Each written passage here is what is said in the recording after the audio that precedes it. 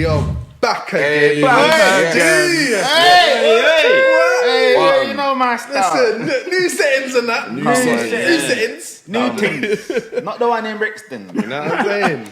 Episode 50. Yeah. And we thought we'd bring you a special episode this time round to mark a milestone as well. We got a very, very special guest in the building. I say best way to mark the 50th. Best way to mark the 50th. A lifelong fan. MVP. Lifelong friend. Hey, round of applause. Round of applause.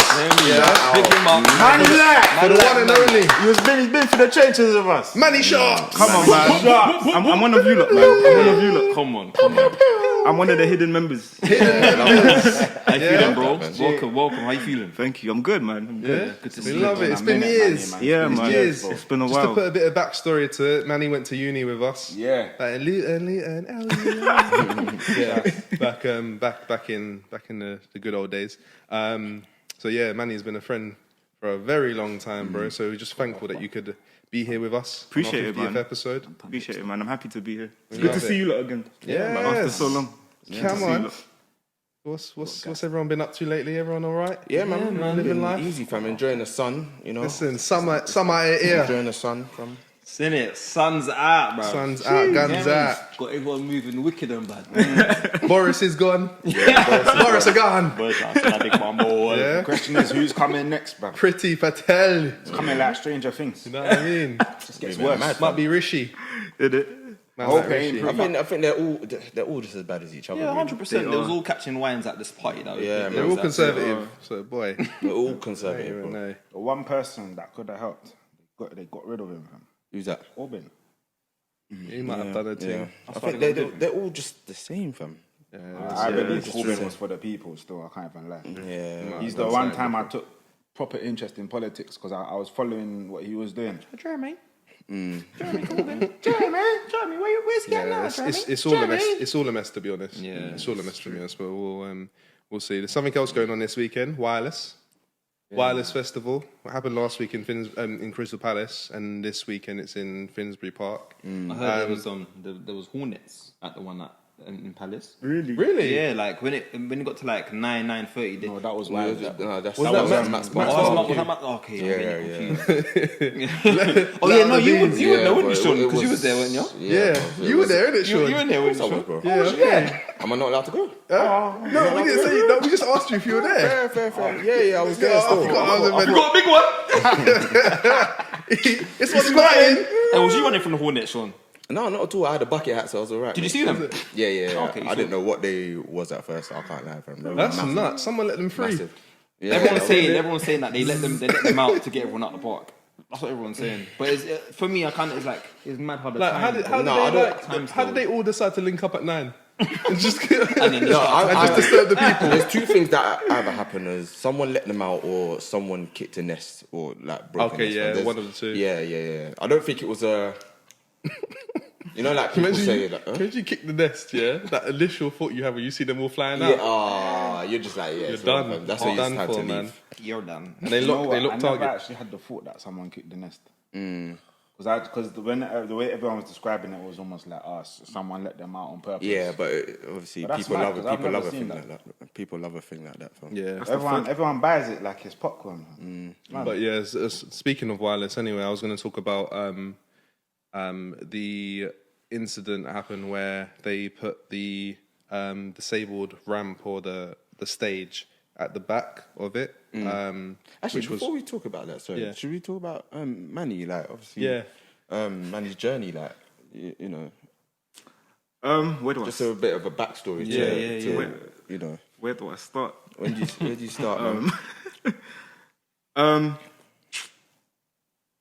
Where do I start? To be honest with you, Start from, I don't know. Yeah, start from, I guess, childhood. Start from your first kind of your understanding. I guess your understanding of your disability as well. yeah, man. So, mum, dad, two brothers, two sisters. Yeah. We didn't all live together though. So it was my mum, dad, my oldest brother, and my youngest sister. Yeah. Okay. And I guess growing up, it was a case of, trying to figure it out. My mum and dad used to take me everywhere by pushchair. Figure what out exactly? Like it just So obviously having a disability, and you're young in it, so I was born with it. So to me, having a disability is second nature. Having cerebral palsy has always been second nature. Okay. Yeah. So,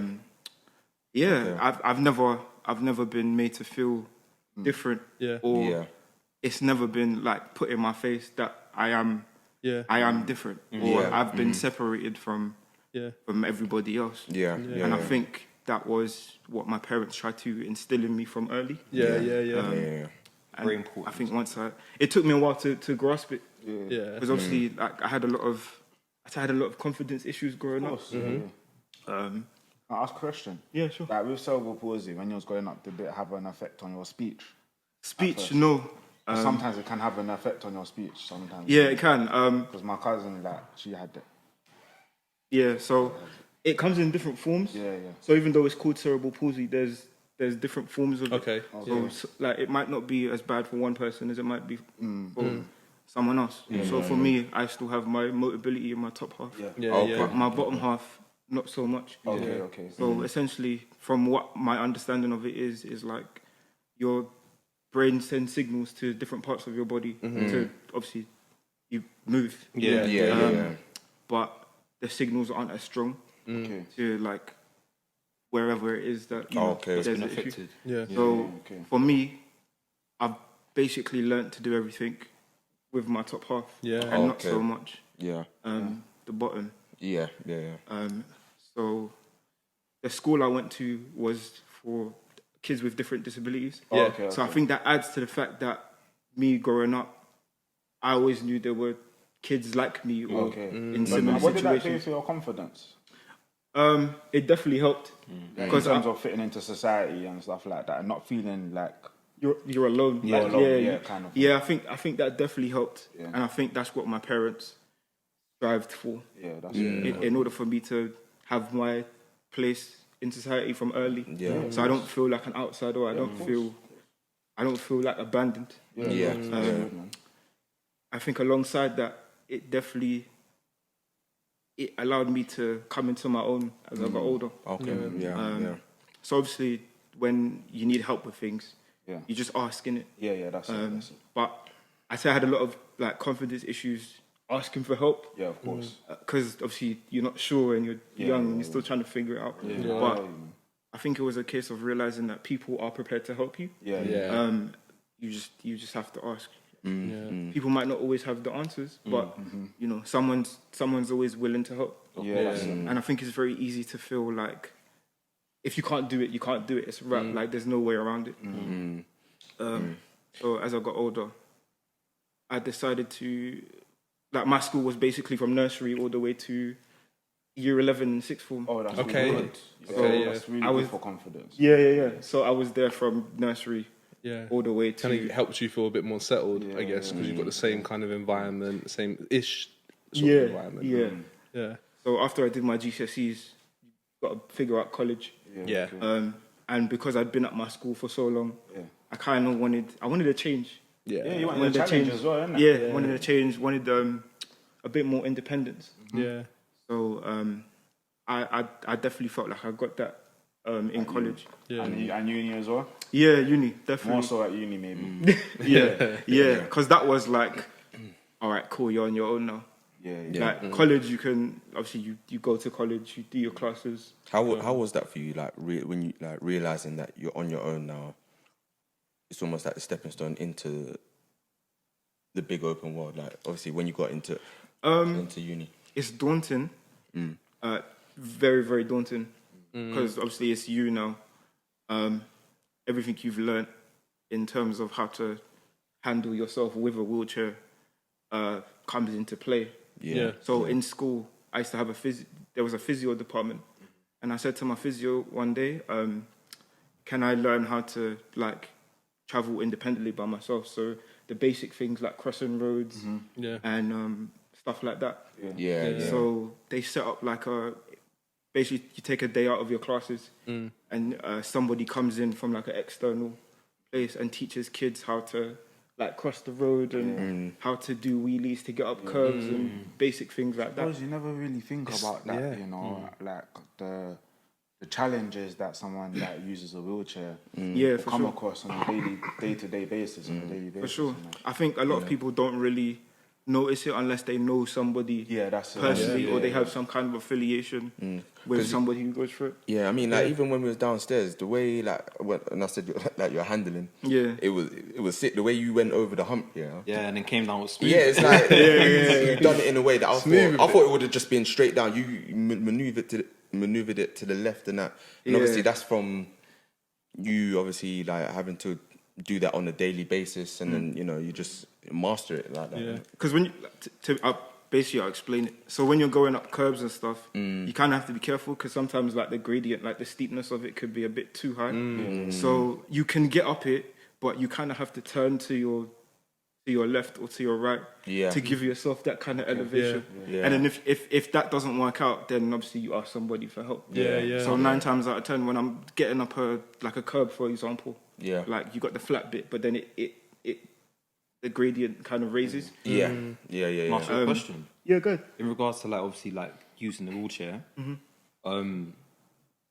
you've been in it you've been using the wheelchair from a young age, right? Yeah. So from when you start to learn how to use a wheelchair, was it frustrating for you? Because obviously like it's something new. Did you get the hang of it straight away, or was it like a lot of trial and error? Trial and error is a big part of it because obviously you realize what you can do, what you can't do. You know where to ask for help almost. When you're young, people will kind of naturally help you anyway because obviously your strength isn't like 100%. So people will naturally help you, but you kind of figure out where you can do it and you can't do it. And I think one of my struggles growing up was I kind of used to expect everybody to help me anyway.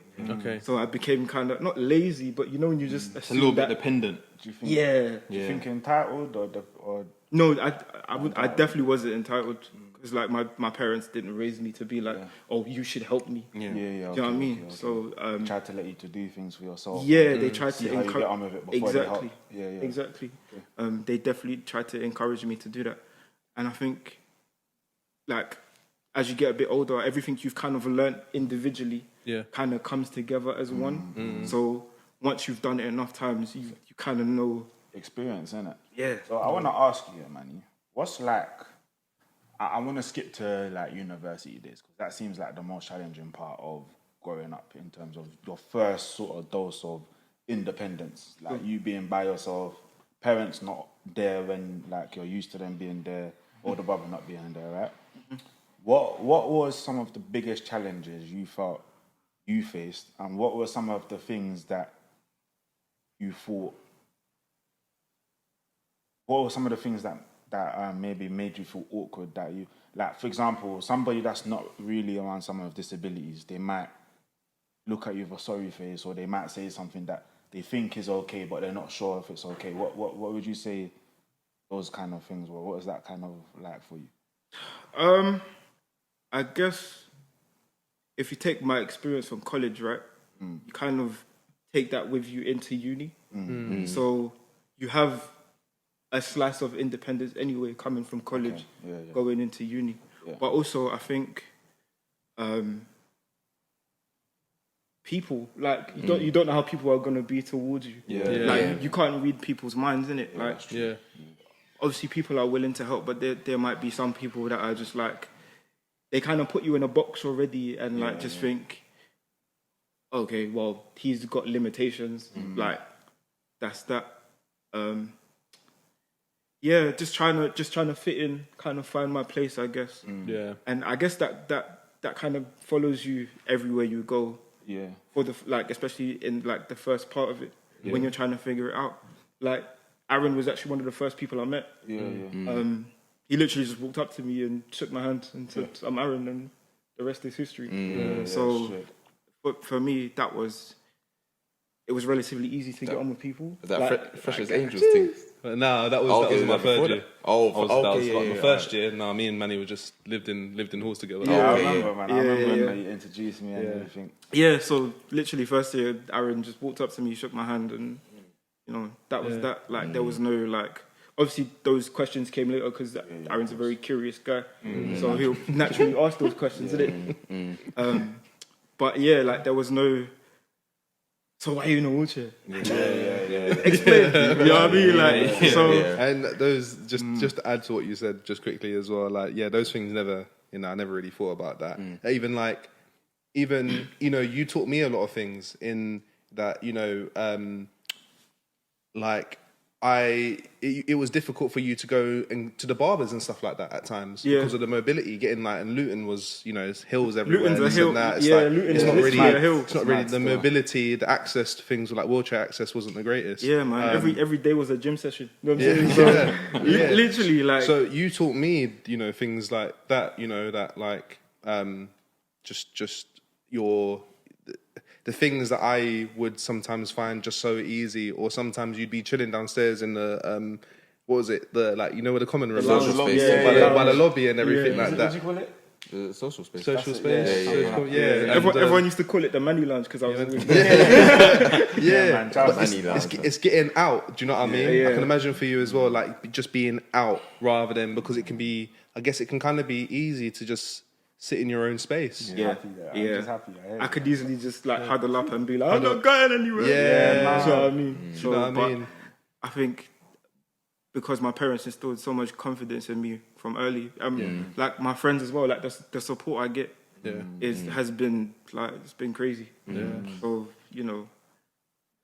a big part of where I am today in terms of my confidence and stuff is not only my family but also just my friends and the people that are around you. And I think that plays a big part. It's important because it helps build your confidence and understand. Okay, this is who I am, but this doesn't have to limit me to do things that I want to do. Do you get what I'm saying? And I always tell my little brother all the time and my cousins and stuff, you don't have to sort of follow the trend and what other people are doing, or just because they're doing that and they're making money from it doesn't mean you have to do it, or because they're wearing this, you have to wear that. As long as you're comfortable within yourself, you know who you are. Someone else's opinions won't necessarily bother you. Do you know what I mean? Because you're just living your life. I think once you find your personality and you're confident in who you are. I feel like how you present yourself also plays a part in how people perceive you. 100%. So it's a 50-50 thing in the long run. You never made your situation a thing. In my opinion, you never we'd be having conversations or whatever, or be here and there, and it was never like you never felt sorry for yourself. No. The last thing I need anyone to do is pity me because that's not how I was. That's not how I think. That's not how I was raised to think. Do you know what I mean? So why, if I don't pity myself, why should anybody else pity me? I'm just trying to not be preachy and say set an example, but I'm just trying to just be myself. And of course. Are you able to tell us one of the or shed some light on one of the first times you may have felt discriminated against because of your disability? It's never been direct. Okay. But even worse. It's never been direct, which is funny enough. You'd rather it be direct, innit? Tell me what's what in it. Discrimination in terms of go to places like Thorpe Park and Chessington, Alton Towers and that. There's certain rides you can't go on because they'll say, in the event of a fire, which is probably slim to none going to happen, you can't go on this ride because you need to be able to get off the ride by yourself. But then that's discrimination, but then at the same time, working in construction, there's the health and safety aspect of things. Yeah, of course. You're the one time you say to someone that, 99.9% chance that this won't happen. It happens. It happens. That one time. They don't want to take the risk. You're gone, literally. The whole thing with, I know it's a sensitive topic, but the whole thing with Grenfell and the cladding on the side. At the time, I wasn't working in construction. At the time, I was working in housing. And I used to do a similar job, which sort of, you work with the London Fire Brigade and you have planned programs within housing to do to change kitchens, bathrooms and stuff, and sometimes it would be to change the cladding of a building and stuff, and that has to all get approved through the London Fire Brigade. So the person that I knew straight away when that happened, the person whoever approved those cladding, they're done, innit?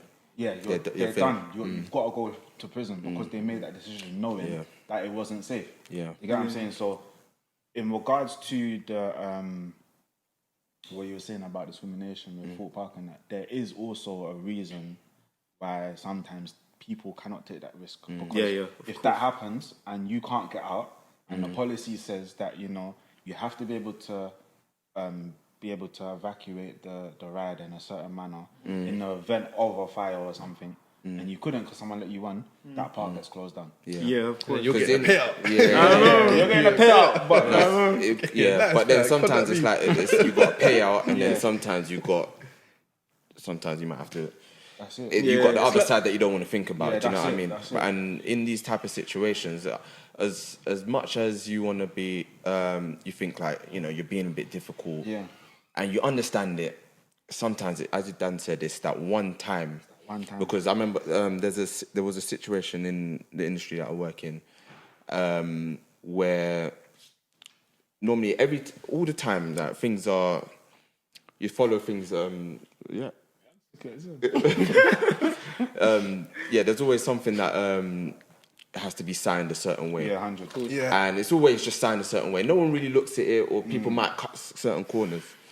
But then the one time someone decided not to check and kind of just sign something, someone ended up. I don't even want to get gruesome, but like someone ended up dying. Did you ever hear about Waterloo, the escalator? Was it what? I heard someone went down the escalator by himself. No, so someone was basically working on the escalator because they wasn't checked properly, and someone had just signed it off to say that I'm done with it. You told us that when we went down.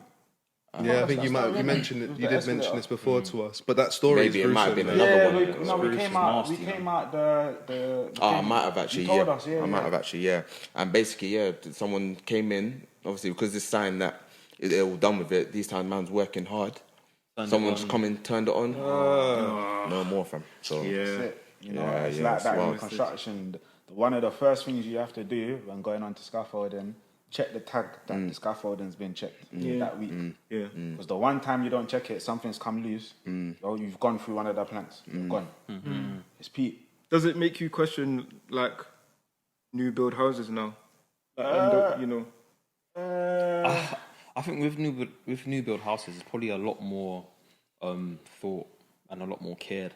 Well, that's been taken. I think so. I'm not gonna lie. I do this every. The materials is good. I'm a QS, Yeah. So we what does that stand for? Quantity surveying. Okay. So we sort of like my hero from for the people. Like, yeah. But like we sort of like we price the materials for like the new builds and stuff like that. And honestly, value for money, they're okay.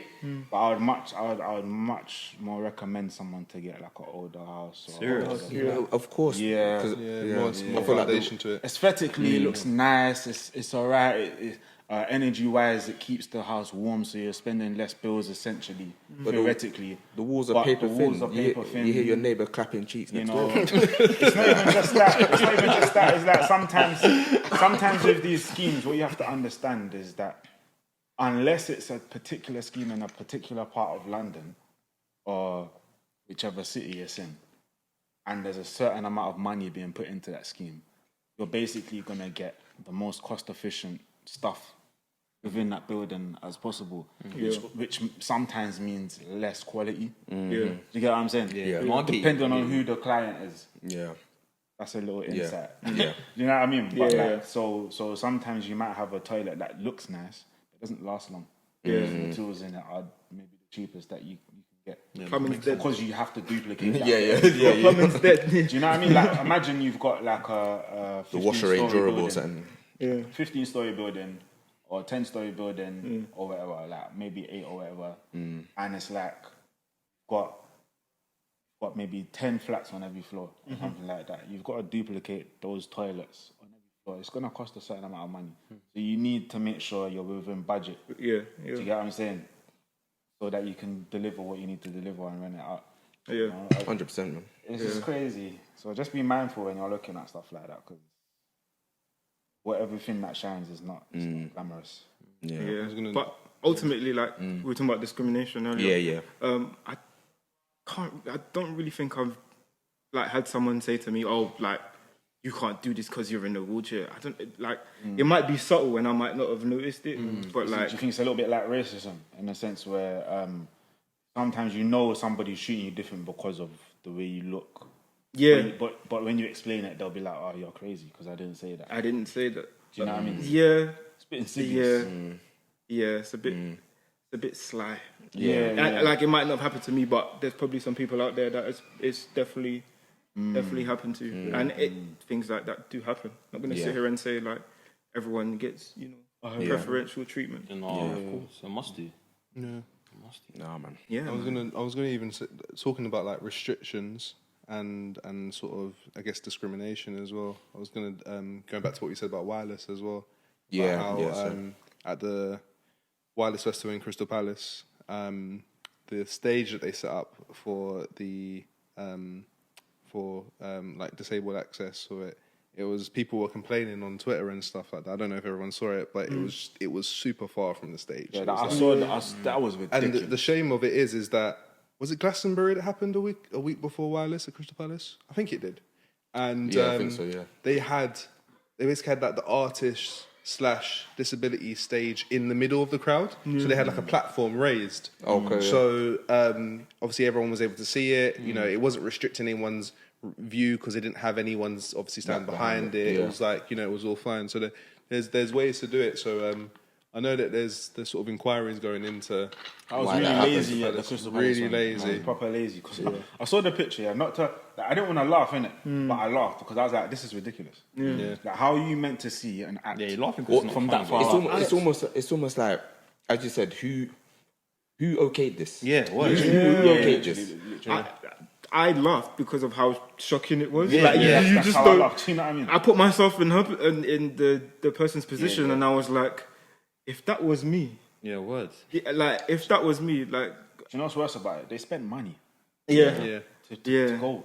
True. I mean, Yeah, go on. I got a sense of humor, so I would just ask everyone to crowd surf me. But that's I heard that. Hey, this see money like. listen. Listen, Crowd surfing man you to gotta the do what you stage. gotta do, man. Trust me. You gotta do what you gotta do. Trust me, fam. That is But banner. yeah, man, just Ah. it's terrible. It's ridiculous, isn't it? Ultimately, It's really like it's bad. not until you see things like that, you know, because we go along to everything. You know, you go to a restaurant, you go to here, you go to there, and where we don't have to think about those sort of things, where we literally turn a blind eye to it. You just go to your seat, you go to whatever, and then you carry on with what you're doing. But A lot of people scream inclusivity, but ultimately, like when it comes down to it, they just don't like. yeah, They like don't- who's inclusive? It's because of. it sounds good. Yeah. Yeah, it sounds good. Inclusivity, diversity. Normally, when you're applying for jobs and stuff, there's a little statement saying like, "Oh, we cater for everyone, almost like regardless of your disability, sex, creed, age, all that." But then you get into the interview and then you ask the question of like, "What's the disabled access like in the building?" And they're like, "I'm not sure, but I can figure it out for you." And you were just like. I've had it before because like I've been going for a period where I'm looking for work and stuff. Yeah, You know, one of the questions I'll always ask is, "What's the wheelchair accessibility like in the building?" And there's been a few times where they've literally said to me, like, "I'm not sure, but I'll speak to someone and figure it out." Yeah, go on. No, I was going to ask just quickly in relation to that question. Do you find that you get preferential treatment when it comes to interviews as well? Because you know that sometimes they say on like when you're applying for a job, it will say, "Oh, you know, if you're disabled or blah blah blah, you know, you'll definitely get an interview at least." You mean or like something filling a quota or? Yeah, like sometimes when you're applying for a job, it will say, diversity quota. diversity quota. It will say, "Oh, yeah, we will definitely at least offer you an interview." Do you feel like you've been discriminated through that, like not getting something because of maybe your disability? There has been times where like I have felt personally like you lot just gave me the interview just because just to say that you gave it. Yeah. It does feel kind of forced sometimes. Sometimes it is like that, unfortunately. Yeah, like, and I guess if you've been through the process enough times of interviews, you do start to realize that it does get that way. Yeah. And it's Yeah. just like there's not much you can do about it on your end. Like, it's the way it is. You just got to keep pushing at it. No pun intended. Doesn't But yeah, It doesn't make it right regardless, but do you know what I mean? But your attitude towards it, like, just got to keep persevering. You've got a great attitude to life, Manny. That's one thing I've always respected about you. I even remember there was some times at uni where you did get a little bit low, and we've had our conversations, you know, and you know, we've tried to encourage each other as best as we can, and I've seen you bounce back from different situations. Yeah, you're just an admirable young man, honestly. Do you know what I mean? Yeah. You know, your attitude to life, your attitude towards doing anything is second to none. You never made it a problem. It's inspiring. No, you never really made anything a problem. No, that's it. It's just a nice guy. He's just a nice guy. I don't have nothing bad to say. Like, if I can't do something, I'll ask questions. But ultimately, if I can't do it, I can't do it. I'm not gonna be like, well, you lot should do something about. Well, obviously you should, but like, I'm not. Do you know what I mean? I'm not screaming at everyone. Like, that's just not. That's not you. Yeah. Like, 100%, man. I respect you, bro, man. It's like if I'm out, like, just going about whatever. There's certain places where you can't get to because like the pavement doesn't dip in order for me to. So I'm just like, okay, I might have to go to like a traffic light down the street. But even though you see in that case, if the pavement's too high or something, have you ever tried to like roll off, like try to get off of it, even though you know you shouldn't? Have you ever thought, oh, fuck this, I'm getting down. you know what? You're in a rush, you know. He looks down, he gets there, he looks down the road, he's like, nah, that's fine. You know what? Okay, so for me, this is gonna sound so reckless, but this is gonna sound so terrible. But I'll just go on the road. Swear on. I'll go on the side of the road. Fair. So I'll give you like an example. The college I used to go to was on a street full of houses, but like everyone's driveways, everyone's cars had like dips, so the cars could back up. But for me, if I'm going up that hill in my chair, you're using a lot more energy to get yourself over that gradient. So it got to a point where I was just like, you know what, I'm going to start going, because it was quite a long journey. So I figured I'm going to start going on the road with all these cars. There's bare space, like no one can really tell me nothing. Like, Did you get duped? You're not going to run me over, like. So, and then one day, I think someone at college, like one of the people that work at the office, she was like, well, I've heard you've been like going in the road to like I heard you've been going in the road instead of the pavement to like get yourself.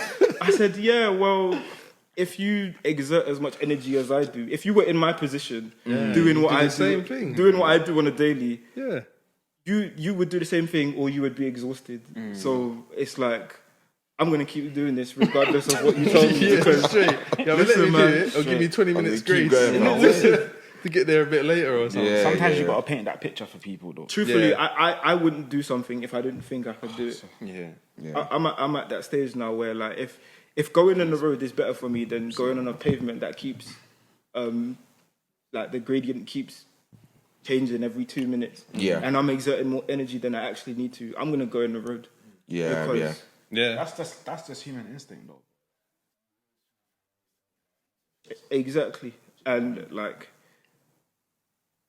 London, in terms of like train stations and stuff, you'd think there'd be accessibility everywhere. I mean, it's getting much better. It's getting better, but it's still not where it's supposed to be. Especially in like the central area. Like on the outskirts of central, cool. But like the Sohos and the Oxford streets, that must be a nightmare for you sometimes, because I find them busy in general with how packed they are. So with a wheelchair as well, that must be mad. Like, have you ever tried to hit up any Boxing Day sales or January sales? There was one year where I went Boxing Day sales by myself, and I was just like, why did I do this? That's mad. I can imagine that. But that's the like, you ruthless, you know. Nobody like, cares. Take something, cut your hand if you're not careful. And then if I accidentally scrape the back of your foot, you're coming at me because I bumped into you. Keep it moving, man. Like, straight. Come on, man. Like, seriously.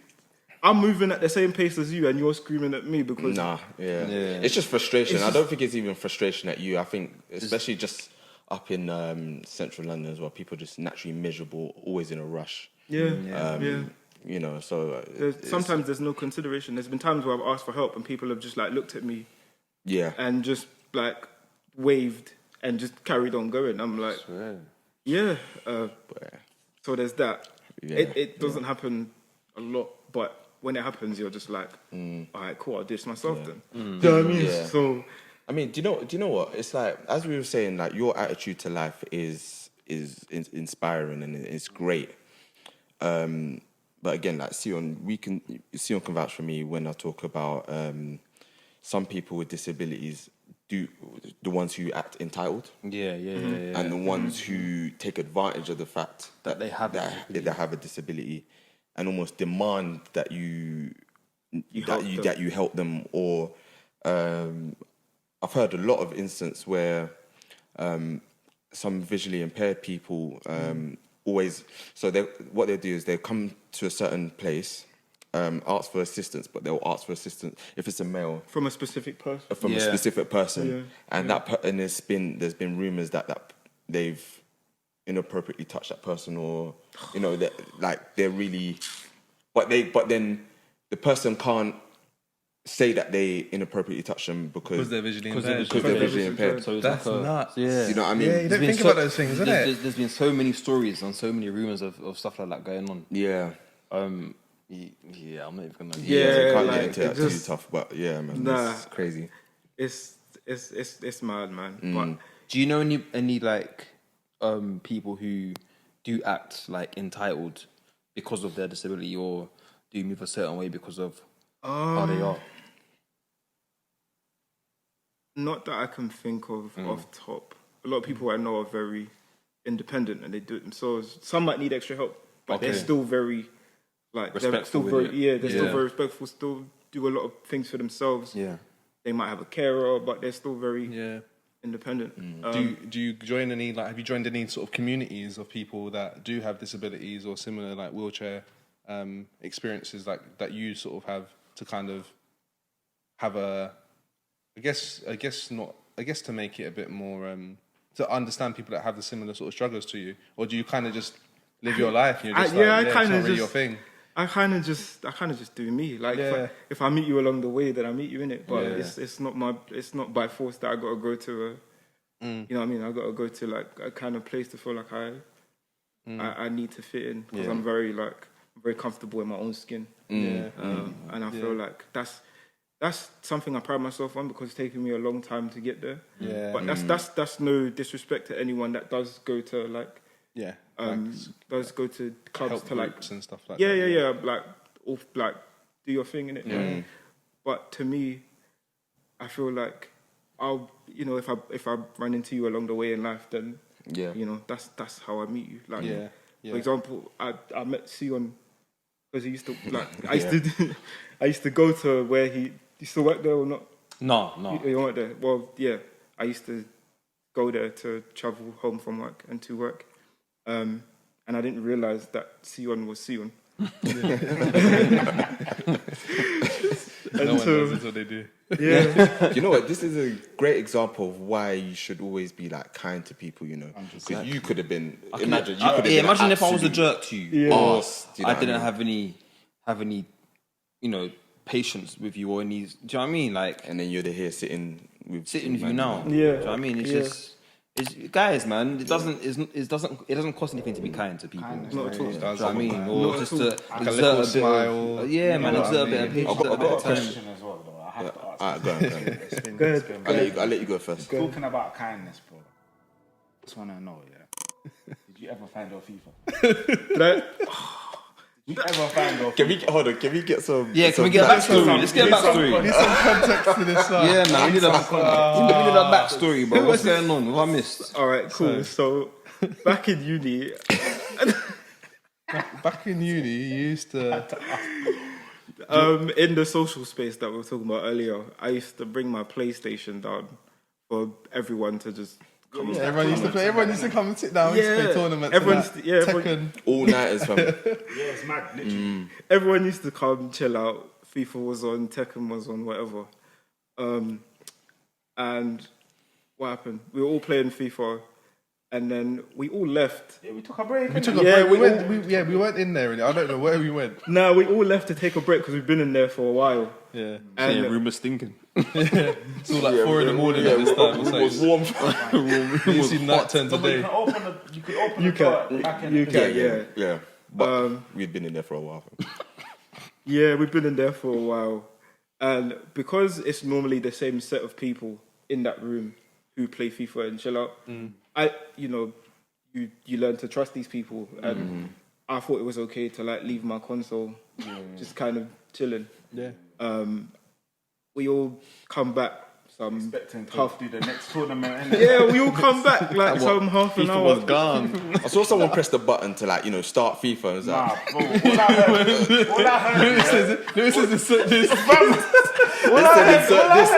All I heard was Manny said, "Has anyone seen my FIFA?" I said, "Nah." and then And the worst thing was They left Manny the case. the case with the manual. Manual in it. The case with the manual in it. I can't lie, I was vexed for Manny, but I was vexed because I wanted to play FIFA as well, fam.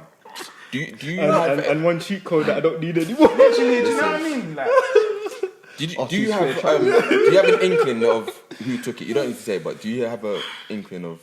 Well, like I said, I everyone, think I know. I had my thoughts. I got my inklings, but I'm not gonna say it. I'll say it, but we can't say it on here. I We'll think say it I- off camera. I think I slightly do as well. We're gonna get the audio in it. We'll get the audio in this. Say it, man. I'll bleep it. But like I I said, can't say it. Nah, joking. Come. I'll say it after. I'll say it off camera. still. Yeah. but like I said, because we all used to chill in there and it was the same regular faces, you don't think anything of it. Yeah, no, it's For true. me, it was out of 2 people. fam. And it's Yeah. because at that time, like it was towards the end of the term, so you would have thought that like everyone kind of had FIFA. Yeah. All the man everyone them, had FIFA. all the man them Everyone- pretty much had FIFA. Well, this individual didn't. This one didn't. Yeah, What man. was it? FIFA 2012 or No, it was like 13? It was 13. It was 13 13 at the time. It was 13. Man remembers it, fam. That's etched in the brain, fam. Yeah. That, Nah, yeah, man. that's So never yeah, there. basically someone had stolen the game. Yeah. And I was just confused in it. We were all confused. It was all all confused, confused. like- It's such a shame 'cause as it got to- well. 'cause yeah. it came from the goodness of your heart, like Yeah. bringing down the Yeah. PlayStation, That's all what of us made me playing the it. most. Yeah. That's why, It's yeah. much lucky they didn't take the PS, bruv.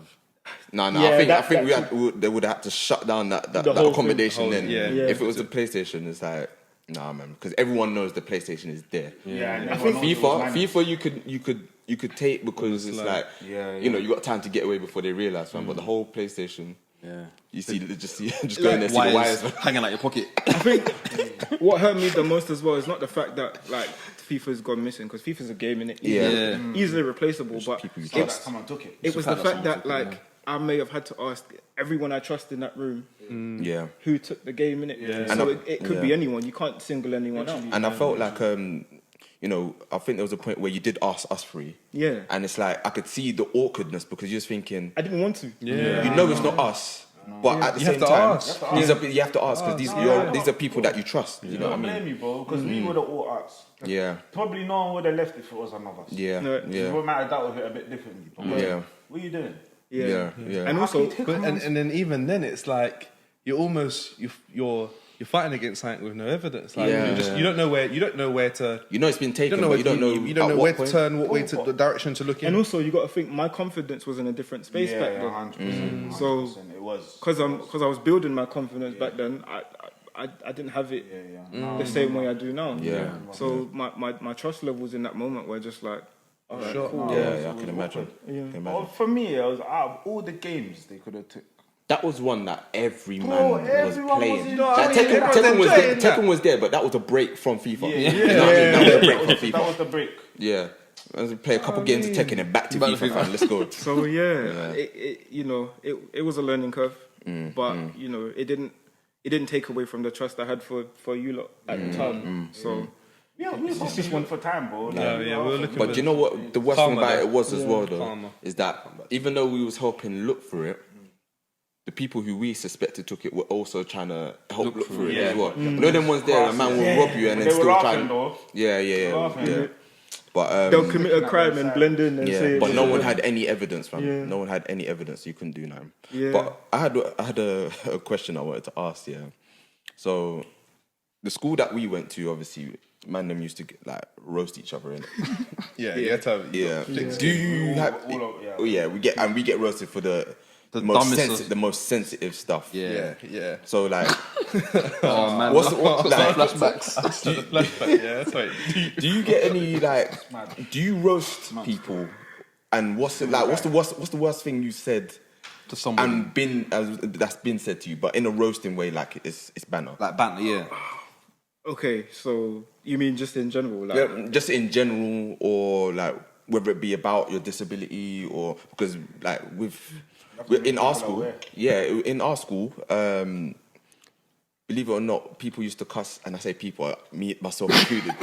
We used to cuss dead relatives. Yeah, like And when I dead parents. Yeah, like, dead parents. No, it got dark. It's not funny, bro. It is funny, bro. It is funny. It is funny because When you my parents cussed. Yeah, no, we all did, bro. We all. Do you know what it is? It was dark. Like, I have this vision of you lot just standing in a circle, just Nah. Do you know the worst setting was in our classroom. In classroom. In classroom. It always should go down in classroom. And then you would fight after class. Yeah. You had to go through the You have rest to rock it out after class. You have to. You have to go through the rest of the class vexed, bro. Upset. Upset, yeah, man. Just angry. You know, you can feel it Everyone's building laughing inside as well. of you. Yeah. And then Yeah, the the worst thing, teacher everyone's stepped in now, so you creasing at can't you. even clap back. Yeah. Everyone's creasing at you. I'll never forget. Sorry, I'll let you answer, but I'll never forget one time where I think Sion. So you know, before school, like you'd link up somewhere. You remember down the main road, and then you'd link up. And Sion was quiet, innit? Yeah. And Sion was quiet. And everyone was like, well, what's wrong with you, Sion? And then Sion, like, he was like, nothing. Like, he's quiet, we're walking up halfway. And he finally opened up, innit? You open up to your friends, that's what you're supposed to do. they're your boys, yeah, man. And then man told us what's going on. And I was like, alright, cool. But you know when you have that little bit, you just have to be like, alright, cool. And then I caught eye with someone else, fam. And then we just burst out laughing, fam. And like, I'm just thinking to myself, like, looking back at it now, fam. Looking back at it now, It's mad because those moments could make or break a man. Make or break. If your skin was not tough, those moments could break you, bro. I never forget, I remember being Make a man sweat. I remember being around man in school and it was in like near the end of year 7 when you discovered who you kind of like in school and all that, going into Your introduction to girls. You know what I'm saying? No, like, or just people. Like obviously not my introduction to girls because we were always talking to girls. Yeah. You kind of discover who you kind of like. You know who the hot girls in school are now. You can kind of tell from year 7 from who the average girls are and who the least desired girls are or whatnot. Yeah. So I must have been with my brethren because my brethren were like we were the cool guys in school and that. Still are. Anyway, I must have said, oh yeah. Do you know that's what? told. I fancy that girl over there, you know. I like her, but I can't talk to her just yet. But went to you lot school, innit? What was she saying? And one of them, the way they just burst out laughing when I said it, was like, and they went up to her and said, oh, Daniel likes you, blah blah blah, and then she was like, and then you know when everyone's there. You know everyone's there and they're laughing at you. And you're just there feeling hot, thinking you're supposed to be my brethren, fam. You're not my brethren, but you're still my brethren. Yeah, do you know what I mean? Like, you used to question your brethren sometimes. Yeah. You used to question your brethren, fam. But I never forget that. That stuck with me. So man, back to you, bro. That's cool. Yeah, sorry. Cool. No, we all just off there. So yeah, give us an example of a time where you've roasted somebody. Yeah. And a time where someone's roasted you, but in regards to obviously your disability. Just from that, I know there's been bare. But that's the thing. That's the fish right. Leaving people emotionally unstable and that. Yeah, no words. Trying to think. Oh my gosh. I'd say my siblings, like you know, the older brothers and that. Like, What did he say? Oh my gosh. No, but not like obviously to make you feel upset or whatever. But you know, you got brothers Sibling, and so it's like slinging bats like that. Really. Are you able to say any of the things that you might have said? Like? Not if it's distressful. Yeah, if it's distressful though. Nah. Do you know what? My roasting skills weren't even all that. I'm not gonna lie to you. Yeah. So my older brother used to, get onto me. This is just But that's all you it's need all to right. know, fam. But I think It's all right. this is gonna sound mad, but being with you in uni and that taught me how to like Nothing, do you have taught me how to roast people, innit? These are the roasting kings. I'm glad. The first thing Manny said to me is like, remember how I used to get into people's head, fam? That's how you know it was serious back then, you know? It was a skill. It was a skill, bro. It was a skill that was It was made. a skill, you know? Yeah. There were some situations, fam. To this day, one of my brethren, I won't say his name, he will still remind me about the time that I roasted him. But I feel like he provoked me in that situation. Sean was there as well. We was all playing FIFA, and you know when man are playing FIFA, you get heated, innit? Yeah. You're on one side and we're on another side, and we're playing doubles or whatnot, and it's getting heated. And I'm thinking, I've brought my brethren here to chill with us. And You know what? your Yeah, brethren. he's got He's know got what his I mean? brethren, yeah. But you're trying to embarrass me in front of my brethren as well. Yeah. And you let a couple slide. No, I let a couple slide. Yeah, you did. And You did that. Do you know You the did let a maddest couple thing slide. is, the man them know, innit? Because they know me. They know what I'm like, so I kept letting things slide. But there was one thing, I just couldn't let it slide no myself. You know, you hear the ricochet of the bullet, you're like, I just said to myself, I'm not having it no more. I'm not having it, and I just let it rip. Has a part to play in that as well. You know? look at that. Has a part to play in. We're gonna bleep out. Yeah, we're gonna bleep that out. Yeah. So, But, Yeah, but he has a part to play in like just roasting, innit? yeah. We all roast each other, bro. Yeah, we all do it. Yeah, We all for do sure. it, fam. Things got returned. Yeah. Things got sling. Yeah, no, I could imagine because I've been there when me and you've been at it. Do you remember the group One chat? time at Yeah? Josh's house when you was going at it. Oh my days, I was so angry. I was so angry. I wouldn't say one. I wasn't gonna say it. No, say it, I man. gotta beep it out though if I say it. What is it? Yeah, bleep it out. I'm gonna beep it out, yeah. You're silly. No, but that wasn't a roasting thing. That wasn't a roasting thing. That wasn't a roast. No, let's move on because we can't get sidetracked. We'll get sidetracked, but don't worry. I saw that one. That was a mad situation, but that wasn't a roasting thing. But ultimately, I'll never forget that. another thing as I well. didn't Like, mean I didn't I'm mean okay. Like, I didn't mean it like that, man. No, sorry, man. no, it's cool. It's cool. I was gonna say, one thing I've learned to do is like make jokes about myself as well. So Okay. Softens the blow if anybody can't tries to take say yourself it. like there's exactly. Yeah, man. There's not too much now you could probably tell me that would have me like sitting in a corner. Do you know what I mean? So I make jokes about myself all the time, and people are like, why would you say that? Like, that's mad Times are insensitive. sensitive now as well. But this is about me. I'm not talking about anybody else. Yeah, like, yeah. Do you know what I Yeah. mean? So I think that's important. That's very important, man. If you can laugh at yourself and not take yourself too seriously, then bro, you're winning, bro. 100%. You're winning. 100%. Not everyone can do that, but just in the general sense as well. But like, if you're okay with your imperfections, Yeah. and you Bringing back secondary school memories. You gotta bringing back some stuff, cause Digging into the archives. The archives. yeah, man. But I feel like that's definitely a part of who I am. Like it shaped me in a way. So my confidence levels are in a very different space. Like I live by myself now. I have my own place. Yeah. Okay. I love that for you still. That is Yeah, man. That was a big move in itself, and the process of getting that was long. Yeah, But I can imagine. it was worth the. It Is it actually your property you're renting? I'm renting. I'm renting. It was on our council. So Yeah. I love that, man. But the process for that was crazy. But that required a lot of patience. Yeah, you can have a little company now. You're ready. Manny Sharpz, you know. You don't miss, bro. Man's sharpening that pencil and that.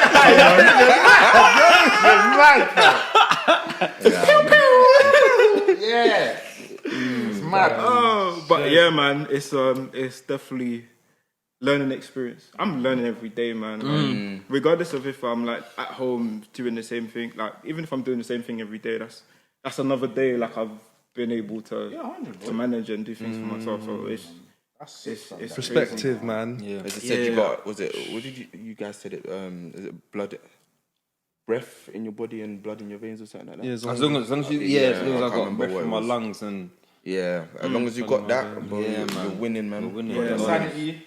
You understand? Yeah. Your mind. Oh yeah, I mean, as long as you got your mind as well, You're man. mobile, bro. Boy. You can still move and do things for Yeah. yourself. You're blessed. You're healthy, fam. Don't get me wrong. There's days where I'm tired.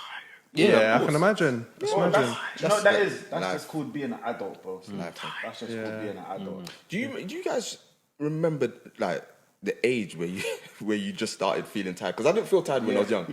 I do, you know. But what was the age that you just? I can't remember, you know, big man thing. I'd say, I started working. yeah. I was about to say maybe just like mid-20. I don't. When I went into full-time work. Yeah, When I moved yeah. from part-time work to I'm full-time finding that work. when I come home from work or something like that, even when I finish work, I'm just mentally tired. Yeah, That's what it is. yeah. Even doing a part-time job, like even though it's less hours or whatever, but it still equates to like a almost like a quarter of a day. Yeah. You know what I mean? So by the time you get home, you're Do you know what it is? It's like it takes up a lot of the day because when you're used to not working for so long, when you start working, you're thinking, bro, like it's exciting at first because when you're young, because you're like, bro, I'm gonna earn money and I'm gonna do this, I'm gonna do that. Then you realize the money's not that much. Then you realize, wow, I have to do this Every day. every week. If it's part time, it's every week. If it's full time, it's every day. For the rest of my life. Yeah. It clicks and you're like, right, they scammed us, man. But then what drives you is Scammed us. What drives you is the comfortability of money. So you like you know you're making, you have an income now. So you know you get your first paycheck. Obviously you're gonna blow that. Yeah, and how you can use it. You know, how you can use it as well. Like, how you can use your How money. much you get in your paycheck? Because when you start getting bills, Yeah, and then, it's not easy. You know, you live by yourself, so you got council tax, rent, you got hot water, you got gas, you got electricity, Yeah. you got food shopping.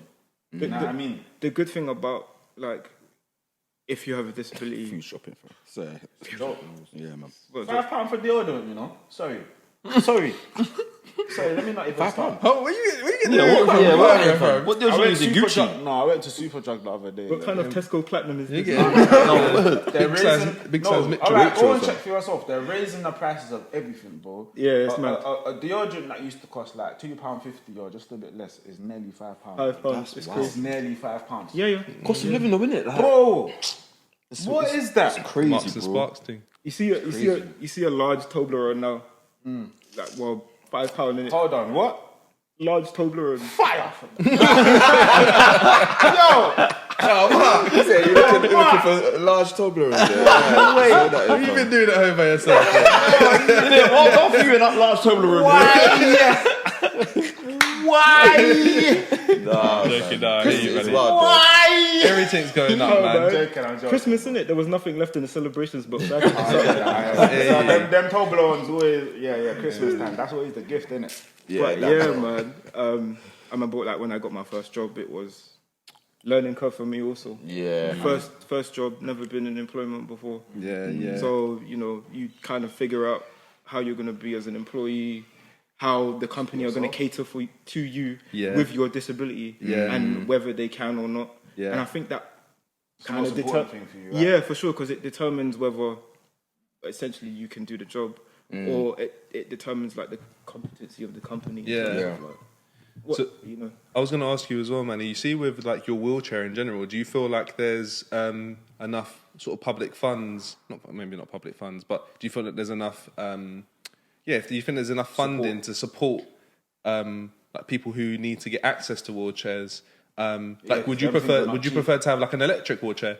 Me Or a personally, ped. Like, me personally, I think so. Or like a mobility kind of scooter. Scooter. Me personally, I don't think I need it now because my physical strength is like my arm strength is That's like, at a decent level. Yeah. Sorry, henchman. I can imagine still. Yeah, no, of course. Doing that every day, that must build up your strength on a mad one. It does. Upper It body does. strength must be core. But you got to remember, like it's not by choice. Like you're doing this on your own. So if you are tired, Yeah.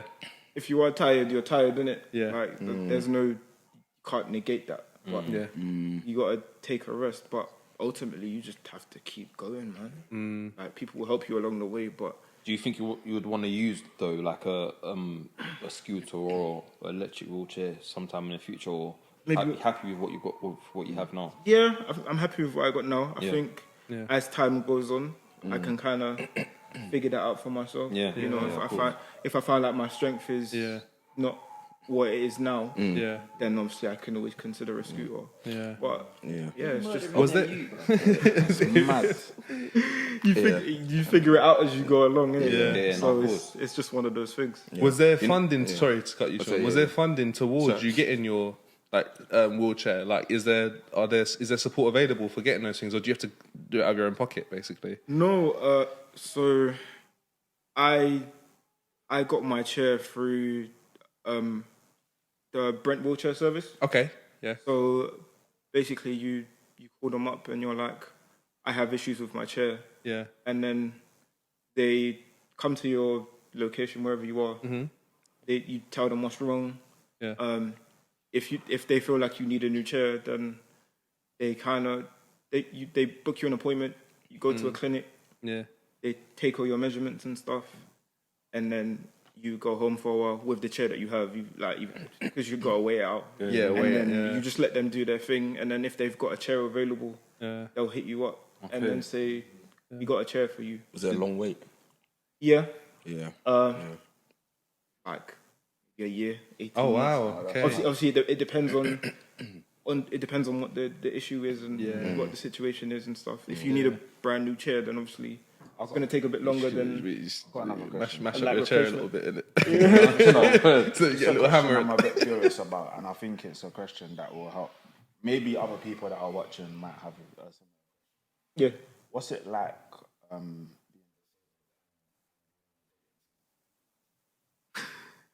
Yeah. Actually, yeah. That's interesting. I won't lie, it's tough. It is tough because I think it can be intimidating to some people. Yeah.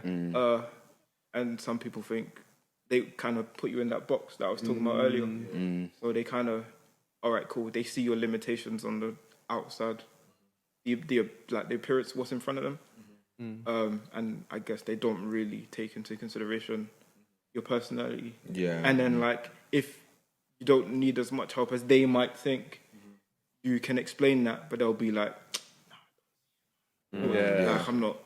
It's not my thing. Yeah. But that's not on me. That's on them. Yeah. Because I came onto the dating scene trying to date, innit?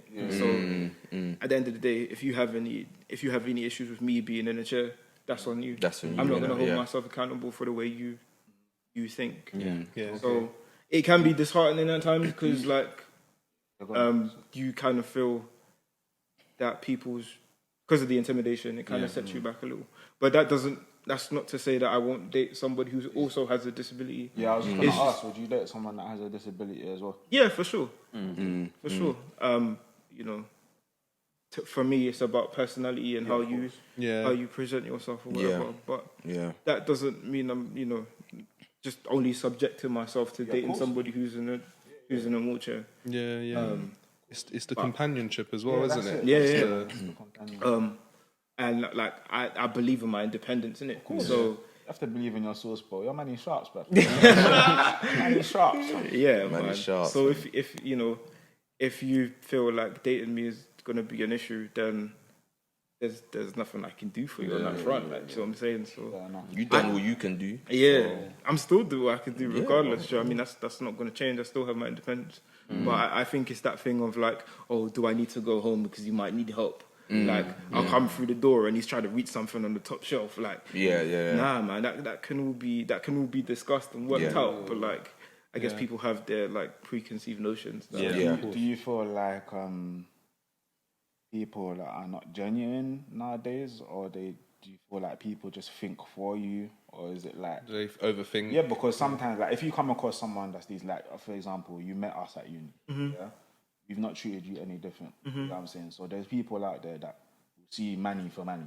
and there's people out there that will see Manny as Manny is in a wheelchair. You get what I'm saying? They'll see the chair, not Manny. When it comes to sort of like dating, do you feel like there are some people that are genuine that will get to know Manny for Manny, or do you feel like they just see your limitations first before anything?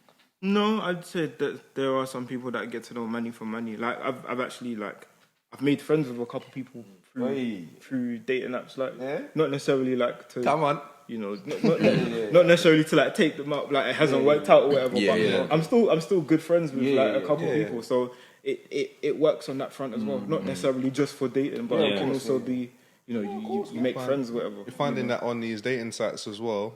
You know, they're becoming a lot more inclusive. Yeah. So like dating like Hinge and stuff like that. You know, you can actually like specify sometimes what your disability is, your vaccination status, blah blah blah. Now, so you can start to narrow down, you know, or filter out the people that actually really seriously maybe want to date, or they just want to have a friend or whatever it might be. Some people might just like kind of not date you out of pity, but like they won't tell you that they're not feeling it. Yeah.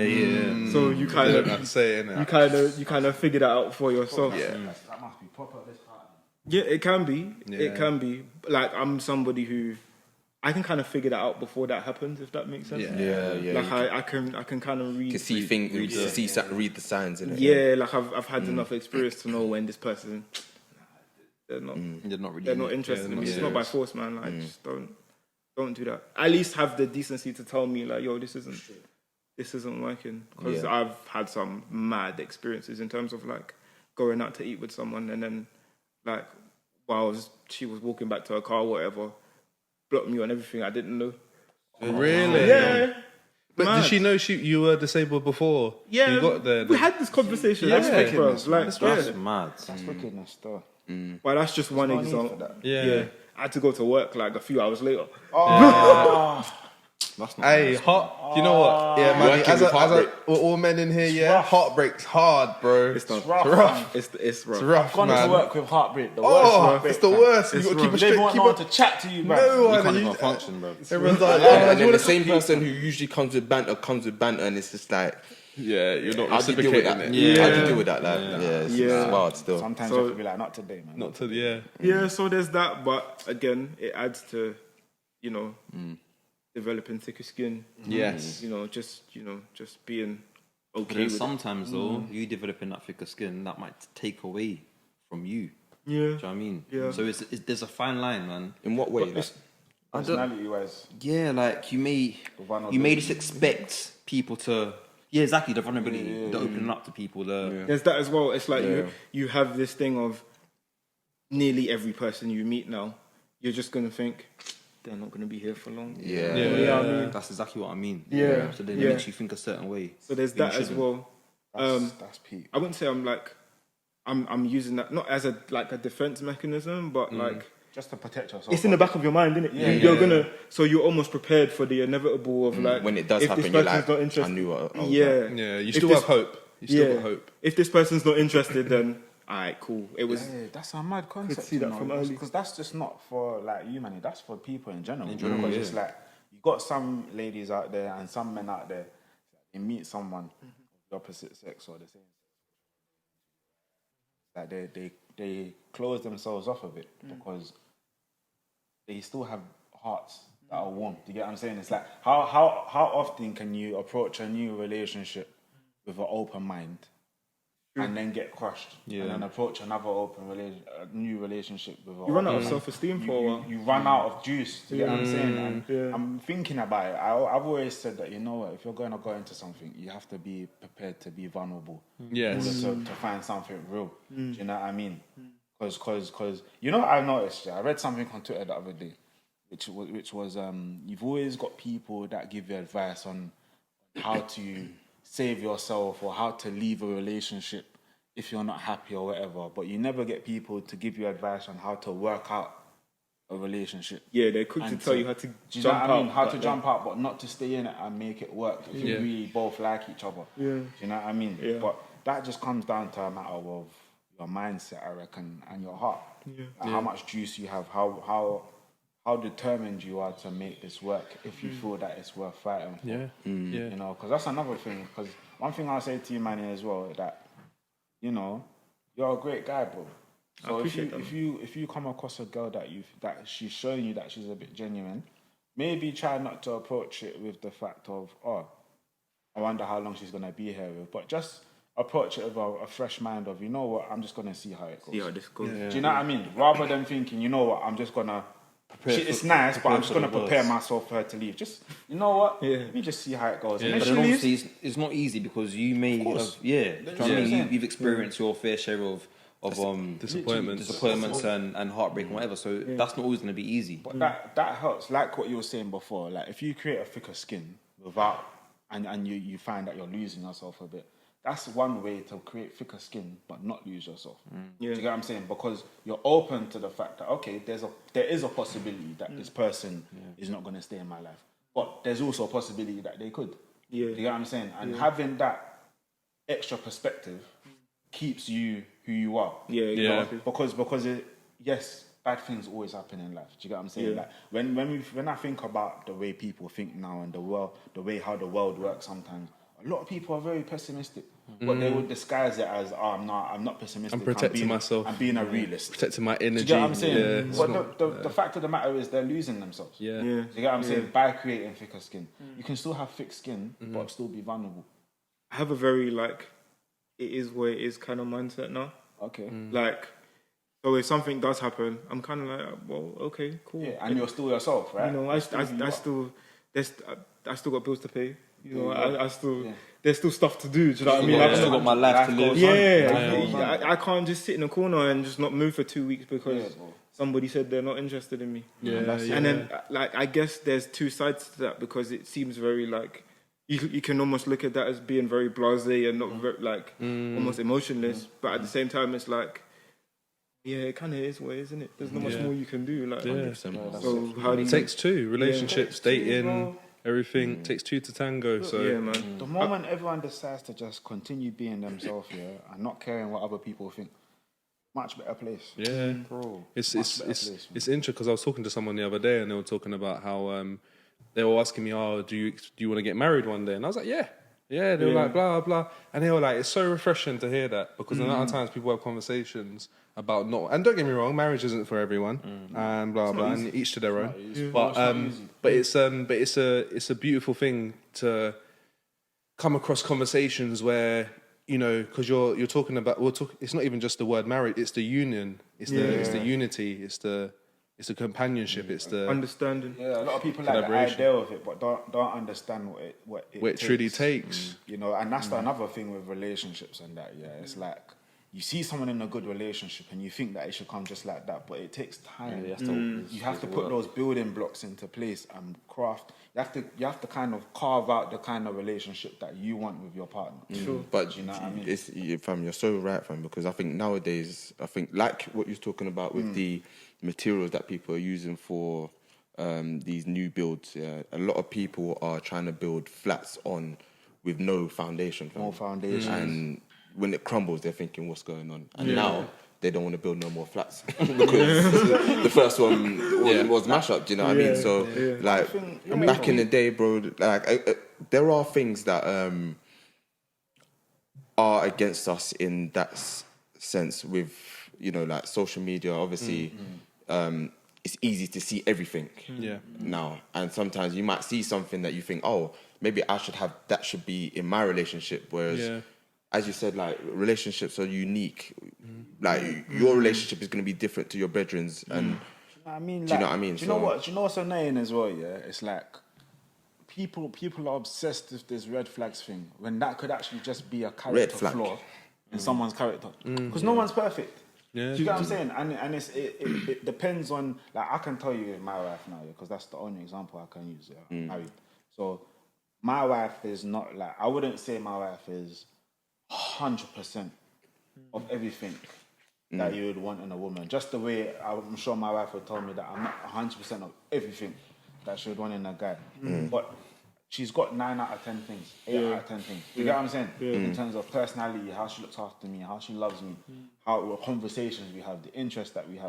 So you get what I'm saying? You can look past the one thing. And, but the one thing is probably a character flaw that she learned in her environment that she grew up with, where the one thing that probably annoys her about me is a character flaw where I grew up in my environment. But if you're able to look past, or you learn how to deal with that because you're learning how to deal with certain things, do you get what I'm saying? Yeah. You can build something really nice. It's not a red flag because this person's always late. or this person doesn't know how to communicate. You can teach someone how to communicate. It's like what back in the day what we was talking about Aaron with 80 and 20.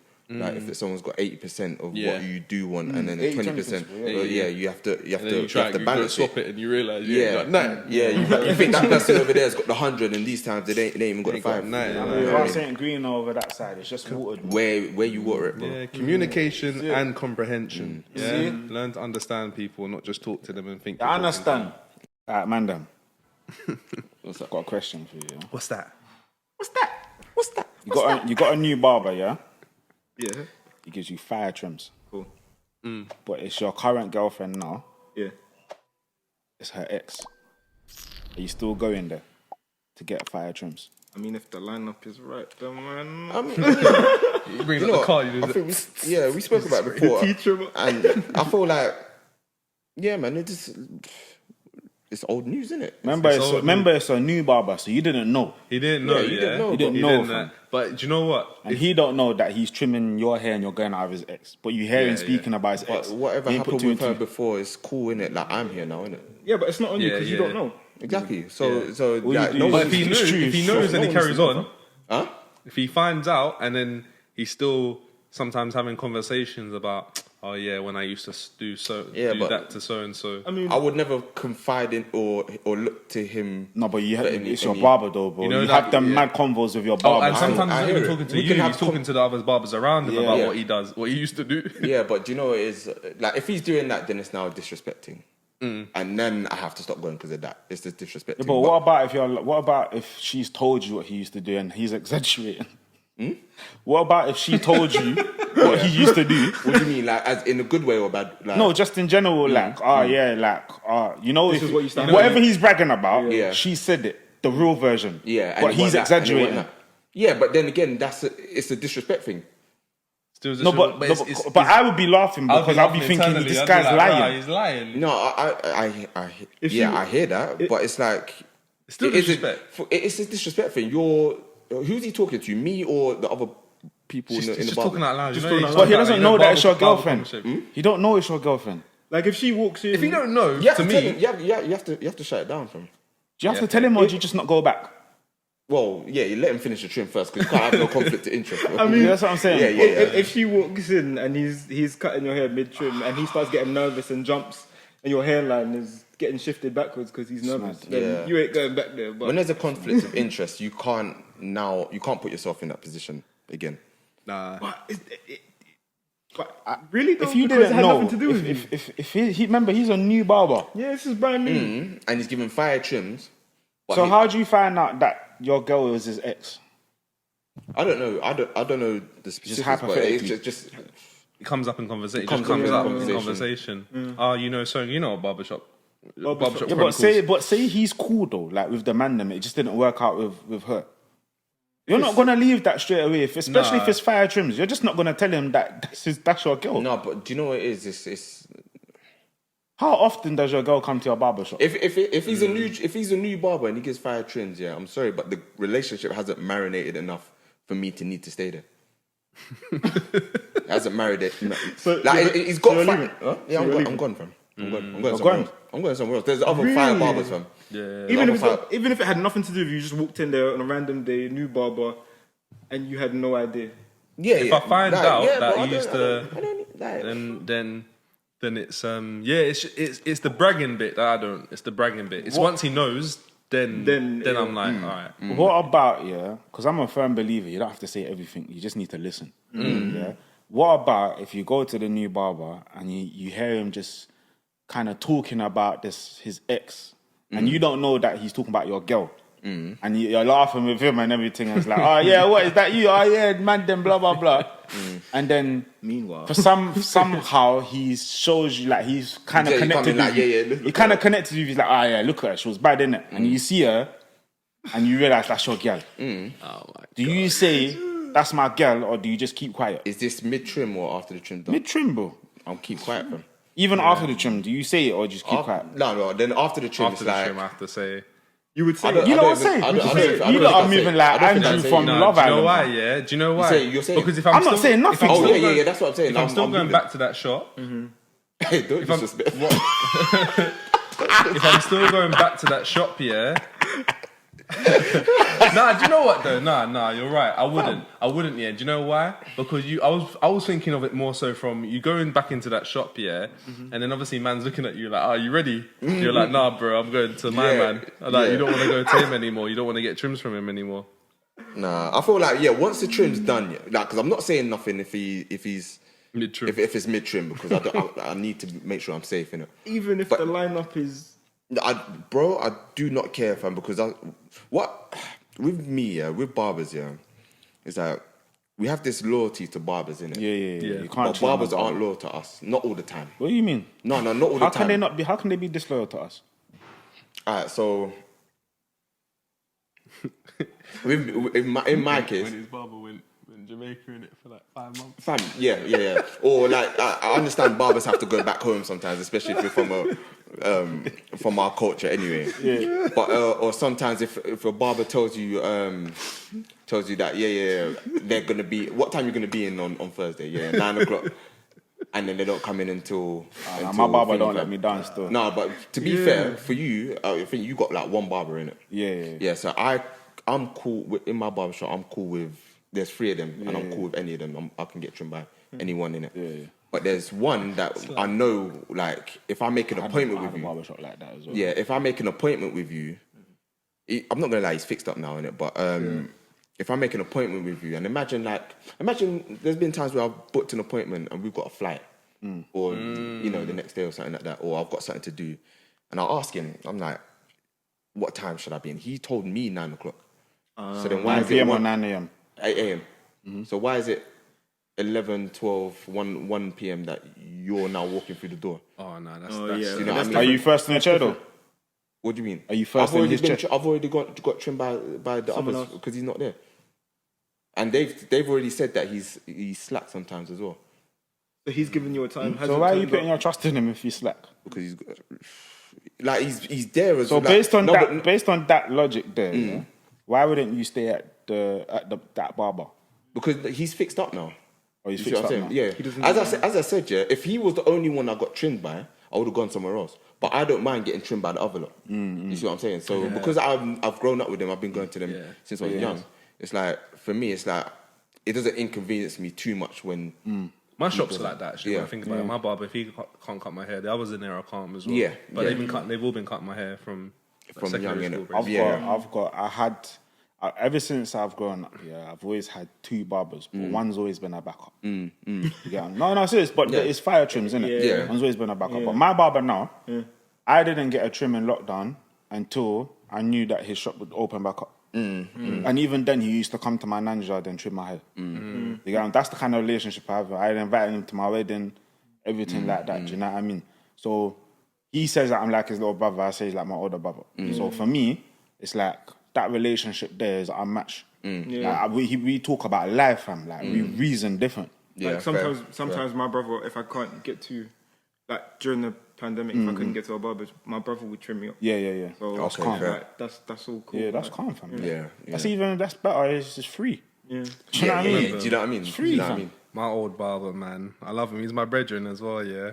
But he stopped trimming, bro, when he hit the roads. Bro. He's blessed, bro. He's blessed, man. So I was blessed, so fam. upset because it's like I can't. It's not like he, because he was coming around to my house during lockdown and giving me trims as well, but cold trims as well, and he's so blessed. He's mobile as well. Bro, he's so blessed, and I can't be annoyed because man's making money. Yeah, making more than he was. Making more than he was in the chair. He was paying his, obviously he got to pay rent for the chair. But ultimately, a week or whatever. Ultimately, he can still trim in it. So that doesn't worst go away. case scenario. But sometimes your skills it's peak because I've asked him. There's been times here where my barber's not in the shop. And I've gone to him and I've said to him, bro, like, what? Please come around and trim me. Yeah. So he's like, I'm running around, like he's running around now. Yeah. Do you know what I mean? You can't be there for too long, fam. How long is the trim? How long is the average trim? 40 minutes. My barber takes his time because it's just him one. Like, me, I know.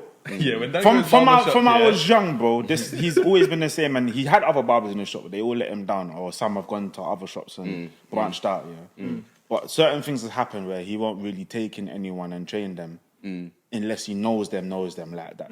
So for me, I know I've got that relationship that if I want to trim tomorrow, I'm calling him today. I'm saying, yo, D, what time you opening? And you be like, yo, done. Yeah, come, man. All right, cool. I'm coming. That's what it would be like. Yeah. And I'll get there, and you see if I'll be first in the chair, or there's one or two people in front of me. If I just walk in and I haven't called him, I know I've got to use my day. I'm using my day. No, but I'm happy to. I'm happy to because you get barbershop chat. Yeah. Everyone's talking. Yeah, that's the other problem. Man. It's therapeutic. It is. Do you know what I mean? Unless you're in a rush, that's when it becomes annoying. What's cool for me is that I don't have to jump out of my chair to get a trim. I can stay in my chair. Yeah, that's calm. Yeah. That's sick. That's mad still. That's sick, fam. So I just there chilling. I get my trims in my chair. So but how do they do that though? Because sometimes they have to adjust the height of the seat and like like spin it around and that. Is it not better for for you to just be in the chair? No, I think for me that's a luxury. It's just like I don't really have to do any of that. Because even sorry, go on. Yeah, so I can literally stay in the chair. They can trim up. Like it's not too low for them. Yeah, or like it's not too much of a problem. That's what I was gonna say. When my barber was trimming me in lockdown, I was just sitting on the kitchen chair. Yeah, when my barber came round, and you didn't have the spin. You didn't have the spin factor. But he would move around like it was calm. Yeah. One of the best trims I had was in sunlight, fam. Yeah. Outside in the garden. Yeah. Them best. Sunlight trims. Natural light. You're mad. Nah, man. Yeah, trims outside are different. It's mad still. Yeah. It's mad, I can't lie. But all right, let's flip it then. So you said that this like your new barber. Huh? I was about to flip it. Yeah, go. Keep your question. Yeah, cool. So we'll flip it to your girl now, or your missus or whatever. Do you think she'd go to the same hairdresser if she realised that you used to date her hairdresser? Do you think women treat it differently? Do you think women would treat it differently? Yeah, of course. Yeah. I reckon. And they'll be fake about it as well. I reckon it depends on how good they do their hair. Women love their hair. And how cool the girl is.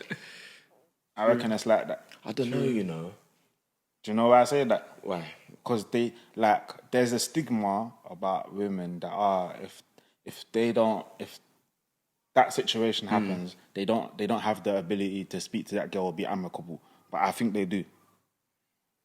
Because if there's a baby dad and he's got two separate baby mums, sometimes those baby mums can be cool and the dad doesn't like it. But sometimes they can get along. But I do hear what you're saying, but with that, I honestly think it's like the enemy of my enemy is my friend. Do you know what I mean? And sometimes it's like, if you...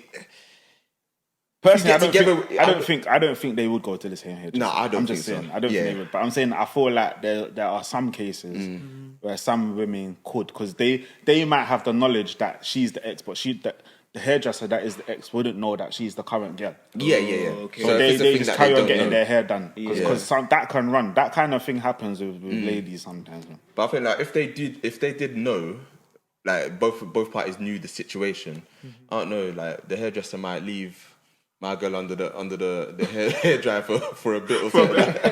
For a bit longer than this will come. But yeah, fam, like I don't know. And I think when it comes to aesthetics and like hair, nails, lashes, I think girls don't hold loyalty to their, like, how we have loyalty to our barber. They don't have loyalty to their hairdresser or nail tech or they have they have loyalty to their nail tech. They have loyalty to them. Trust me. If they've got a good nail tech. There's one thing that I know women don't muck about with. It's their nails, blood. Fair. You see, when it comes to their hands and feet, if you don't do those nails properly, if that acrylic or shellac is too thick, I don't even know the right terms. I'm hearing terms and that. If you don't do that gel right, or you don't do the cuticles, you have to come back and shave that down or take it off. They're not in the right lengths. They're all different lengths. Listen, I was on the phone to one of my clients, because I was doing a logo for her, a flyer for her, She was in the salon when she opened and she answered the phone. She said, "Oh, sorry, give me 2 seconds." I heard her badding up the nail tech on the phone. She was like, "No, if you do it that thick, then you're just going to have to do it all again and we're wasting everyone's time. You have to do it like this and blah, blah, blah. Make sure you do it properly."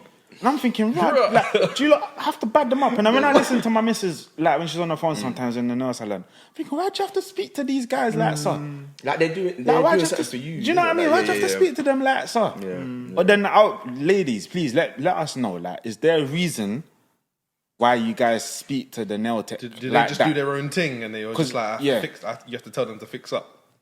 Like, what is it? Yeah. You tell us. It's wild still. Because I do remember when I was young, that I learned from a young age, if you don't speak up when you're in that barber chair, you are gonna get whatever what you're gonna get. You're getting what you're getting. You have to learn to speak up and say, I'm not leaving the chair till you fix my hair. This is what I want. I mean, they spend time asking you, like, what do you want? Yeah, and sometimes they get so used to sometimes trimming you, or they see don't what ask. you want, they don't even ask. But you have to let them know, because sometimes they could do I something, like and you're that like, sometimes. "Bruh, I feel like exclusive, like I feel exclusive, like you know my trim, you know my thing. You know what I'm saying? Like sit in the chair, you know my thing. You know what I mean? Just like, I'm a regular in here. This is my shop. You're new. But sometimes sometimes you do have to just remind them about something, or if it's like you said, a new barber or something like that, because you know, there's been times I've gotten trims and I'm like, oh man, like I wish you just brought this bit down here a little bit, like they curved it off a bit too soon. Because you know how I said that, like I've got 3 barbers in it, and it's like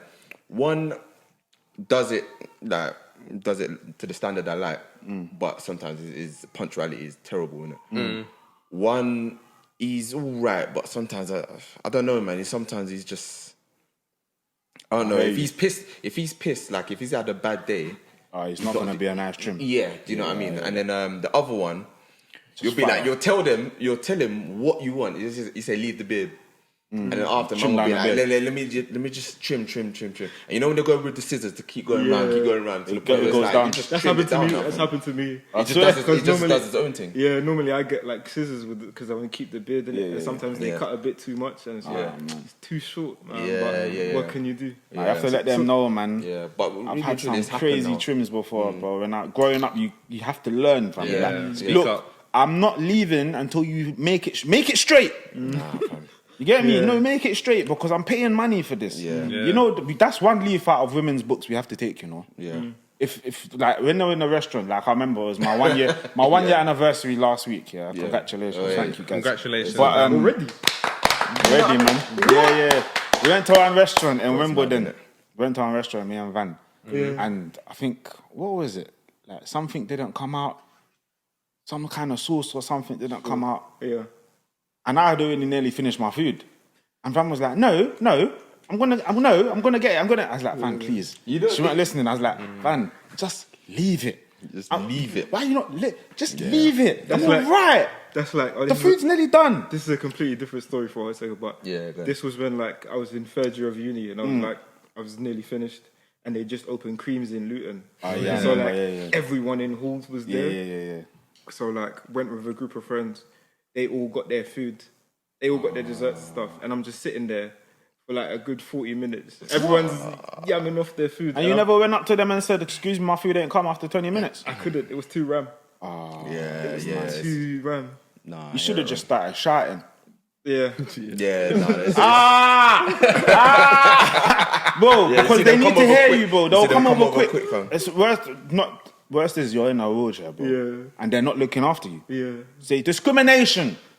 Yeah. That's what you have to do sometimes. They better give you 2 desserts after Do you know that. what? For free. There's been times where people have like, not that I haven't had the courage to say stuff, but people have kind of like done it on my behalf. And it's like, there's a guy in a wheelchair here, like, can we like move him forward? So, do you know what I mean? People will go out of their way to do that. How do you feel about that? You're that's like, a good question. like, is that me? That like, do you just go forward or are you just like, I think I didn't need that. It's not. I didn't need. It's helpful. I'm not just like everybody make way, gang way, coming to me like I'm the guy, blah blah. But it's like it's appreciated. Like there's people out there that would do that for me. If I'm, you know, I might not. You know, it might not come to me personally. Or I might just be like, let me just wait, like, because I'm that kind of person. Yeah, makes sense. Yeah. Some people would just be like, no, go ahead, man. Like you. Jump ahead of me or whatever. So there are people out there that do that, and it is nice. But I got a question for you, look. Go for it, man. In regards to the barber thing. Yeah. So would you rather have like a late barber but trimmed sick, or would you have a barber who's on time, forces the trim, but you got your trim on time in it? So Late barber. Late barber. Late barber. You can work with that, but you know the trim is fire when you catch him. Yeah. But I have a late barber now. I'm so used to my barber that anytime I tell my anyone in my family I'm going barber shop, they just know. They know. Even when Dan makes plans. When I make plans with you, if I know Dan's going to the barbers that day, unless I say, look, I'm first in the chair and I'm next. Man, he's in there good 2 hours. Yeah. But when I come, it's fire. It's fire, bro. So you put in the time to get the trim. You have to make time. You want it. It's just about planning, innit? We're adults now, so it's like it's not like I'm just going to the barber and I expect to be trimmed now. No, I know there's one man up in my barber shop and his barber's always full. Yeah. He's that mad and he don't close early. Yeah. Do you get what I'm saying? So I'm gonna go wait and get what I want rather than quickly do it and then not get what I want. And then understanding that like if you've got plans at 7 and you're going barbers at 5, understanding, that you might not get your trim done in that time. You know what I mean? You can't be expected. That's when you have to give the call, because even on I got my trim last week on my anniversary. On the Saturday. So I called my barber, I said, D, like, what time you open, blah, blah, blah. Told me, I'll come. There was one man in the chair, nearly finished, and then there was one man before me. And then as soon as he got them done quite quickly, funny enough, because there wasn't a lot of people in the shop. Then when I was in the chair, he likes to chat to me, innit? Come in his bedroom. So I said, D, I'm not going to lie, today is my anniversary, I've got to be something for the time. He still spoke, but he got it done, because he knows. You know what I'm saying? When you have that good relationship and you all communicate. Communication, man. Listen, you see, people, when you know how to communicate, and you have understanding and comprehension and reasoning, it goes a long way. It goes a long way. For sure. You get what I'm saying? I've been going to the same barber for 10 years plus? Or? Listen, I can count how many barbers I've had on my hand in my lifetime. Because you just have to stay loyal to it. Same, fam. Same. I've had Garfield. That was my first ever barber, and I was with him for time. One of my barbers called Garfield as well. Yeah, but he was good. But now he does hair. He's into locks and that. He don't really trim hair no more. So I had to get rid of him. I've had Adrian. That was my current barber's prodigy. Okay. And he was working in Garfield's shop. Okay. So that was him until he decided he didn't want to really do barbering too tough. Yeah. And then I've got my barber now that's been my barber since 𝐥𝐤𝐤𝐿. Yeah. Get me? And then I've had another barber, another guy, David. He's got a shop in Mitcham now. Oh, okay. But he's cool. He's dread now. But I remember he opened a shop in Heath with his girl at the time, and he had a few barbers in there that used to trim my hair, but he was the main guy. Yeah. When I've never, do you know what? He was bad still. Yeah. Hit up his barber shop. It's in Mitcham. I forgot the name, but it's in Mitcham. It's near you know where Pollard's is. Yeah. You know when you got the roundabout as if you're going towards Jay's. Yeah. There's a barber shop. Huh? No, not Lombard. Not Pollard's Hill. There's a barber shop on the corner. Yeah. That's his barber shop. Okay. But he's bad. He's bad. That's his thing. But his new thing. Question: Who trims barbers? They trim themselves. They trim themselves, or others in the shop will trim themselves. Okay, cool. Yeah. Now, I always find that my old barber used to trim himself. Yeah, fair. Like my barbers, they always got like, I don't know, like, it's almost like they don't mash up hair. Like, yeah. Do you know what I mean? It's got, but sometimes they get the fire trims, but they got the mash up hair themselves. They got the mash up hair in it, and you're just like, I was gonna say I got a short story. Yeah. I went to go get a trim once, and like this guy walked in. I thought he was just a regular guy. He had his hood up, innit? So like I was sitting there waiting, and I was looking at him because I thought he was just like another person in the barber waiting to get a trim.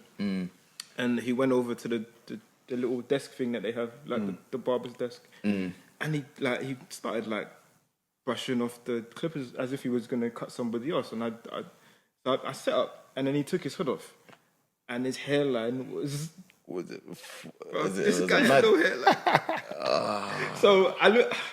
This is bad, but I looked at his hairline and I thought, what's he gonna do to mine? What's it? Yeah. Straight. You still got a trim by him, but he actually cut really well. Yeah. He just couldn't take care of himself. Sorry to even cut you, fam. But I remember one time where we went to. That's a good question. Remember when we went to when I went to Luton. I used to go to Luton all the time, and And then Might as well be a student. you know what I mean? Aaron plugged me with a barber in it. But obviously Aaron weren't there. Oh, what's his name? Linksy. Yeah, Linksy. Is that the same barber you tried to plug me with? Yeah, I think on what's it on? One of one of them street. One of them back roads. Yeah. But so Linksy, obviously Aaron was like, he wasn't around in the area, so he was like, yeah, but hit up Linksy, he's here, innit? So I went there, and obviously I went in and I said, I said, yeah, is Linksy here? Like, obviously Aaron sent me, innit? He was like, alright, Linksy ain't here, he's gone down the road, innit? But he will come back. Obviously, when Linksy goes, like, when he goes out, he's not coming, he's gone for a bit, innit? Yeah. So I was waiting for time. I thought, you know what? There was one uncle that I spoke to, and so I thought, let me let him trim my hair, fam. Let me let him trim my hair. To add some context to that story, just quickly, Yeah, go on.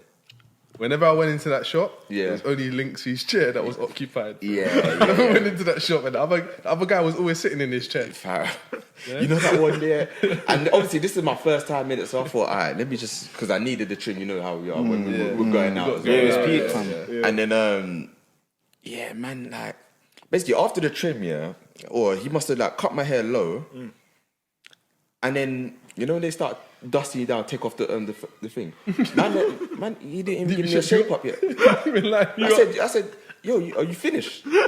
He said, I said, what about the shape up? He said, sorry. I thought. Do you know why he didn't do it? Because he wasn't confident, fam. No, there's no way, fam, because the way my hair was, you weren't confident to do your hairline. No, but there's no way you can leave it, fam, because he left me looking like what? He left me looking like, you know, what's his name, fam, from Prison Break? You know when he cut his hair down? Yeah. When he cut his hair down, you know them guys there, they just they just cut the hair down. They don't shape up nothing, fam.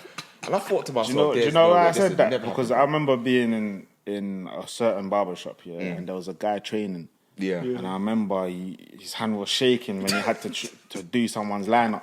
I said, no. I said, not me. I said, Garfield, he's not trimming me. Yeah.